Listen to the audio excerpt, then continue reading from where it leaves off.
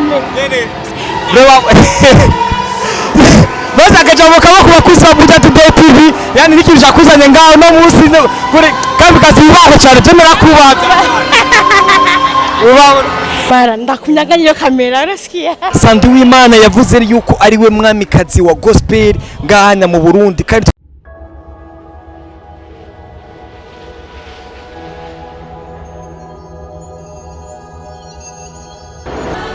Bula bakuza BTT Buja Today TV kumazina ni Dennis Stone behind the camera tukumwe na Nyama Choma tudatevye nene twaje muri Lancement Officiel ya album yitwa NASHATSE KUBIVAMWO ya NDUWIMANA mu byukuri ni ibintu bitwika sana bisa nk'ibise neza nkuko ugiye mubibona nyuma yanje ari yaye mabona ko ibintu bimeze neza cyane mwaza kumenya byinshi mwaza kumva indirimbo nshaka gushikiriza n'abandi benshi tuzagura nabo ngahanya turajaniranya uko ugiye usaba bizinyere muri Buja Today TV turabatwitse reka dutangure ivyacu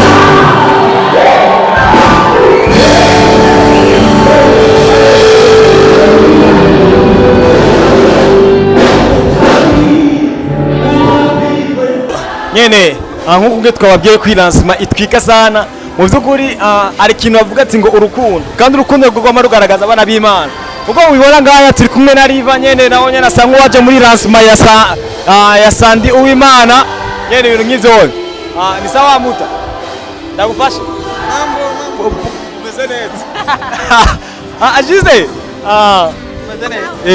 ni sawa umeze neza yego amuturaberewe cyane thank you gazi uko mubona huyu ni Happy River wino aona kora ishusho zose zanuze unaweza kupa nyene sinuka unakuya mzee utaitia Tom na shida mzee utaitia uni we aona kora mashusho ya Sandi Uwimana nyene musaza munamuzi nyene ubona yahishikiye uno munsi akaja mu kayo kwakuza Budget Today TV byinshi biri imbere reka tubirindire tubirabe ndabona biriko bigenda neza abantu bariko baraza ari benshi sare yuzuye kabisa mbere ikozwe n'umuntu wa gospel mushasha atayikoreye ngo nuko ari muri eglise agatumira abantu bakamwitaba kuza kumviriza ivyo yashatse kuvamwe ivyo ari byo yego big up mzangu reka nizere yuko indirimbo zose yani ziri muri album iko yani zisaza kutugwisha amutade turabasezeraniye ni atwese kwangusha kabisa gazi mubaho cyane nyene kuko ubibona nabandi mwabaraza gushika nyene turabibakiranye nuko bisanzwe bire peace gumana natwe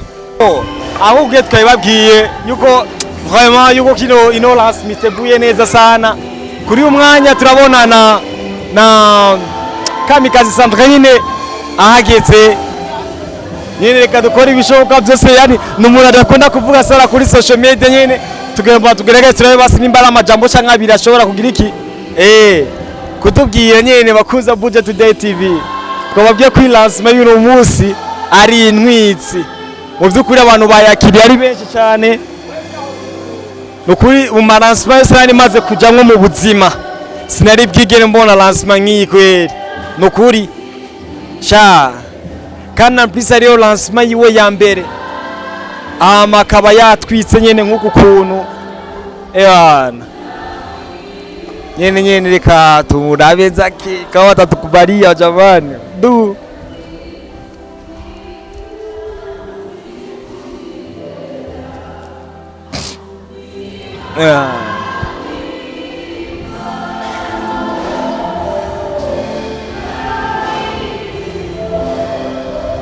turamubona ariko arasenga kwanza ikirizo kigaragaza abantu banyabo ibintu byose n'ukuragiza Imana imbere kudashize Imana imbere mu buzima bwawe ibintu byose n'ubusa ego ntabwo turi umuvangire ngo dushire imbere akazi kacu mugihe nawe ariko arasenga nyene ibintu nk'ivyo hone reka tumwakire Kamikazi mu bintu byatari nine wana du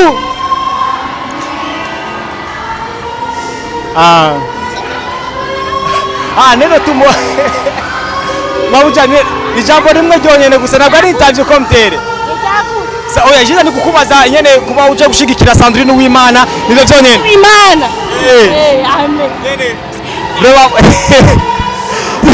baza akajambo kaba kubakuza Budget Today TV yani niki bishakuzanye ngaho no munsi kuri Kamikazi bibaho cyane temera kubaza ubaho namwe mwubaho ego inziririno